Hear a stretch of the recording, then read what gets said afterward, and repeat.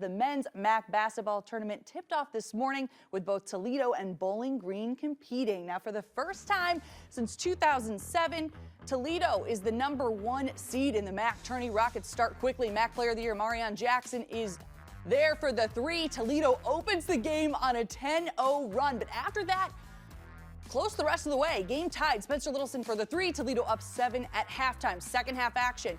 Rockets up 2. JT Shoemate, the baby hook. Toledo up 57-53. Shoemate with 16 points. Now, Rockets trying to pull away. Jackson, another deep three.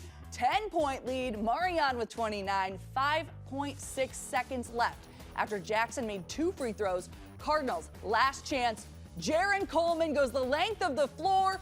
Gets the reverse to fall, beats the buzzer, ties it 79-79, forcing overtime. In OT, Rockets down 5. Seth Milner begins the comeback, drives, scores, makes the free throw, and then the freshman of the year, Ryan Rawlings, takes over. He finished with 14 as Toledo earned the 91-89 victory. BCSN's Mark Kuntz was there, reports Rockets overcoming poor shooting and untimely turnovers to win.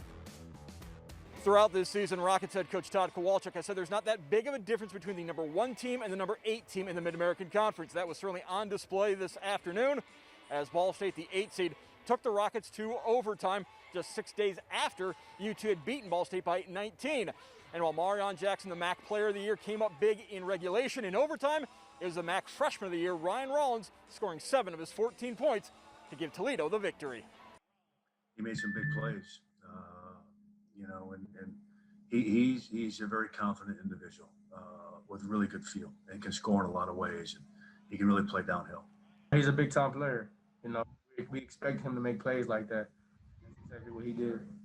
Give them credit for scoring at the end. You lead for 39 minutes and they only they tied at the buzzer. But well played game on both ends. Credit to them.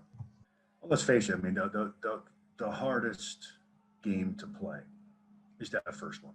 It just is. I mean, for whatever reason, and we made the plays that we needed to, but it's the first time we're in the building. We didn't get a chance to even practice here. We couldn't come in, shoot around. I mean, nothing. So it's a lot of our guys, it's the first time they've ever been in this place, let alone first time they've ever been in an NBA arena. So I thought we played really well. Our guys know now what these games are going to be like. The intensity is intensified by 10. Teams are going to be way more aggressive with us. All that. I'm glad it happened now rather than later. I think any win in March is a great win. Earlier this week, we heard from Coach K about the mantra of win the last game for a basketball team. Well, UT has now won the last game, and their attention turns to the next game. They will take on Ohio tomorrow, 5 in the semifinals.